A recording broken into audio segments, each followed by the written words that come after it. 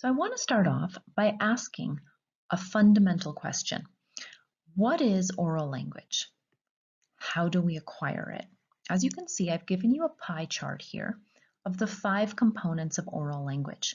I've also given you 2 pictures down here. One is of a little baby, and the other one is of some older children in a classroom who might be your English learners. And the thing is that the development of oral language, the acquisition of oral language is not that different for these 2 learners, okay, these 2 types of learners. Even though, obviously, this is a baby and this is an older child, right?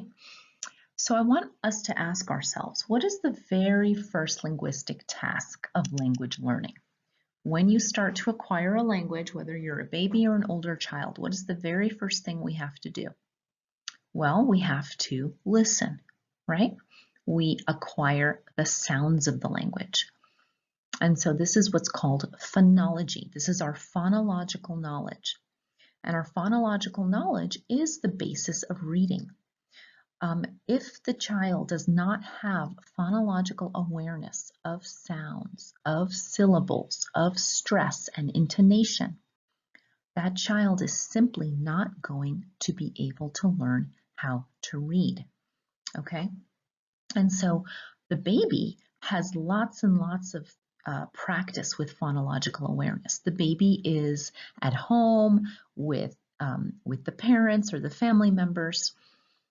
The baby is listening to language all the time before it's able to say its first words at approximately maybe a year, okay? And so the baby has had so much experience with the sounds of the language. Our English learners, on the other hand, often enter school with absolutely no oral language, no awareness of the sounds of English, and they have to start doing academic tasks right away, like reading, okay? And we're going to talk about why that's a problem. Okay, so then what happens after we listen to the language, we become familiar with the sounds of the language, we start to make out syllables and stress patterns, we start to notice how people's voices go up or down in a conversation. What's the next thing that we have to do linguistically? Well, the next thing is we have to grasp for meaning, right? Language acquisition is about meaning making. And so we want to know what something means. And we begin to parse words and phrases from the speech stream. We hear people talking to us and we start to break apart those meaningful words and phrases and start to acquire vocabulary. Okay, so after the baby has heard the word milk dozens of times, the baby starts to identify those sounds milk with the word milk and attach it to the meaning of a white drink that I need and I want, right? We also learn how to combine words into meaningful phrases like good morning or I'm sorry. We start to put words into semantic categories like, putting animals into a category, different types of animals or different types of foods. And that's all part of our vocabulary, our lexicon. So we also go out into the world and we start to interact with people, right? The baby's interacting at home with its family, and students are interacting at school with other children and with their teachers, and they start to learn about the world. And they start to acquire conceptual knowledge about the world. Now, this little baby is acquiring conceptual knowledge for the very first time, right? He or she is learning what family means, what food means. This child here already has concepts from their home culture that they come to school with, okay? But they don't necessarily have the English words for it.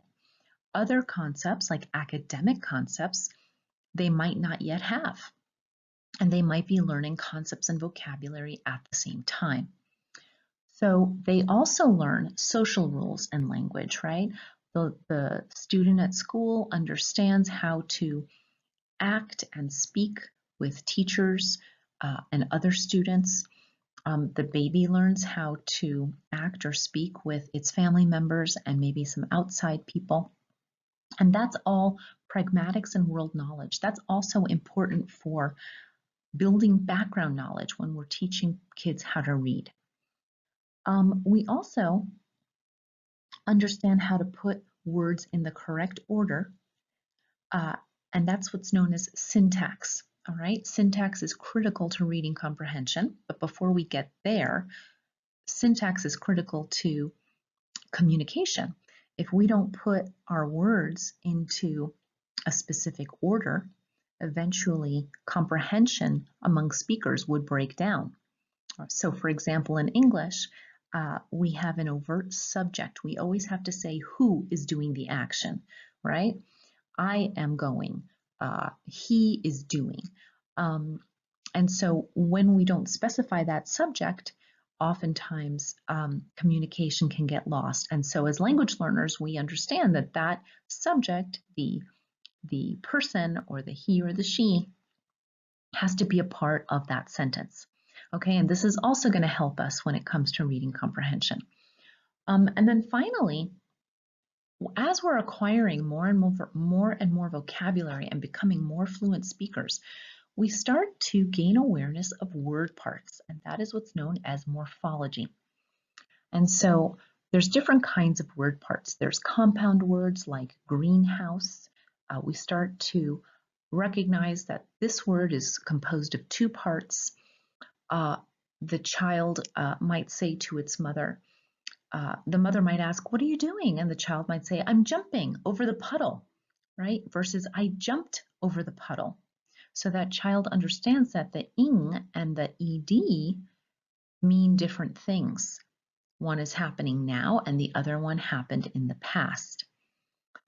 As the child gets older, the child might become more aware of prefixes, suffixes, and word roots, like interrupt, right? Inter is a prefix and rupt is a root.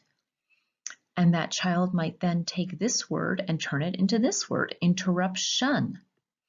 And so all of this oral language is what this little baby arrives in kindergarten with. And so the average kindergartner, English-speaking kindergartner, has approximately 5,000 words in his or her lexicon. Okay, but not just the words, all of this, the sounds, the word parts, the word order knowledge. All right, and so that child is very well equipped now to start reading, to start applying that oral language to the task of interpreting symbols on the page. This child doesn't have as much time with oral language, unfortunately. This child often arrives in kindergarten, or these children often arrive in kindergarten without having any sounds of the language or any vocabulary, and they're immediately being asked to read and write, okay, when they haven't had a proper chance to acquire oral language. And so we're going to talk about what teaching phonics to these children means and some adjustments that we need to make for them.